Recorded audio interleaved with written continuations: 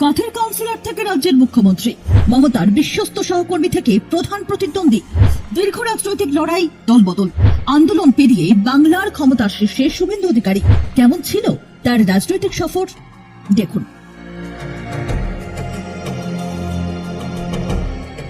পশ্চিমবঙ্গের রাজনৈতিক ইতিহাসে নতুন অধ্যায় লিখলেন শুভেন্দু অধিকারী। বাংলায় বিজেপি সরকারের প্রথম মুখ্যমন্ত্রী হিসেবে শপথ নিলেন ব্রিগেড প্যারেড গ্রাউন্ডে।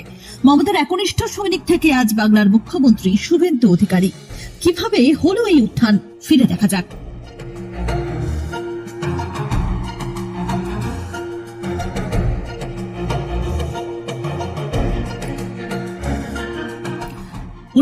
সালের 15 ডিসেম্বর পূর্ব মেদিনীপুরে জন্মগ্রহণ করেন শুভেন্দু। রাজনৈতিক পরিবারে বেড়ে ওঠা তার।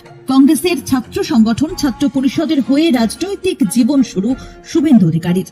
1995 সালে কাঁথি পুরসভা ভোটে কংগ্রেসের টিকিটে জিতে কাউন্সিলর হন শুভেন্দু অধিকারী। 1998 সালে বাবা শিশির অধিকারীর সঙ্গে তৃণমূলে যোগদান করেন। মমতা বন্দ্যোপাধ্যায় যখন কংগ্রেস ছেড়ে তৃণমূল কংগ্রেস গঠন করেন, তখন দলের প্রাথমিক সদস্যদের অন্যতম ছিলেন শুভেন্দু অধিকারী এবং তার বাবা শিশির অধিকারী। মমতা বন্দ্যোপাধ্যায়ের একনিষ্ঠ সৈনিক হয়ে ওঠেন ধীরে ধীরে। 2001 সালে মুগবেড়িয়া বিধানসভা কেন্দ্রে শুভেন্দুকে প্রার্থী করেন মমতা বন্দ্যোপাধ্যায়, কিন্তু তৎকালীন মৎস্যমন্ত্রী কিরণময় নন্দের কাছে তিনি পরাজিত হন। 2004 সালে লোকসভা ভোটে তমলুক কেন্দ্রে সিপিএম এর লক্ষণ শেঠের কাছে পরাজিত হন শুভেন্দু অধিকারী। 2006 সালের বিধানসভা ভোটে দক্ষিণ কাঁথি কেন্দ্র থেকে প্রথমবার জিতে বিধায়ক হন তিনি। 2007 সালে নন্দীগ্রাম আন্দোলন শুভেন্দু অধিকারীর জীবনের টার্নিং পয়েন্ট। নন্দীগ্রামে জমি আন্দোলনের অন্যতম মুখ হয়ে ওঠেন শুভেন্দু। এই আন্দোলনই পরবর্তীতে বাংলায় ক্ষমতার পালা বদলের ভিত তৈরি করে। তৃণমূল ক্ষমতায় আসার 3 বছর আগে অর্থাৎ 2008 সালে পঞ্চায়েত নির্বাচনে প্রথমবার পূর্ব মেদিনীপুর জেলা পরিষদ দখল করে তৃণমূল কংগ্রেস। এরই সঙ্গে দক্ষিণ 24 পরগনাও দখল করে তৃণমূল, যার নেপথ্যের কারিগর ছিলেন শুভেন্দু। 2008 সালে যুব তৃণমূলের সভাপতির দায়িত্ব পান শুভেন্দু অধিকারী।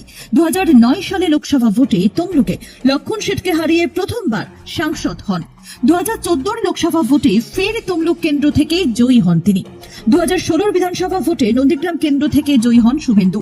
মমতা বন্দ্যোপাধ্যায়ের মন্ত্রিসভায় পরিবহন মন্ত্রী হন তিনি। একটা সময় মমতা বন্দ্যোপাধ্যায়ের পর শুভেন্দুকে তৃণমূলের দ্বিতীয় প্রভাবশালী নেতা হিসেবে ধরা হতো। তবে দলে অভিষেক বন্দ্যোপাধ্যায়ের প্রভাব বাড়ার সঙ্গে সঙ্গে শীর্ষ নেতৃত্বের সঙ্গে শুভেন্দুর সম্পর্কের অবনতি ঘটে। 2020 সালে 27 নভেম্বর মন্ত্রিত্ব ত্যাগ করেন শুভেন্দু অধিকারী। বিধায়ক পদ থেকেও ইস্তফা দেন।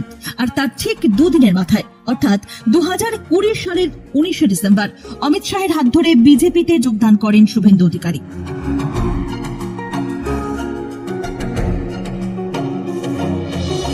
2021 সালের বিধানসভা নির্বাচনে নন্দীগ্রাম থেকে মমতা বন্দ্যোপাধ্যায়কে পরাজিত করে বিরোধী দলনেতার আসনে বসেন। 2026 বিধানসভা ভোটে নন্দীগ্রামের পাশাপাশি মমতা বন্দ্যোপাধ্যায়ের গড় ভবানীপুর থেকেও প্রার্থী হন শুভেন্দু।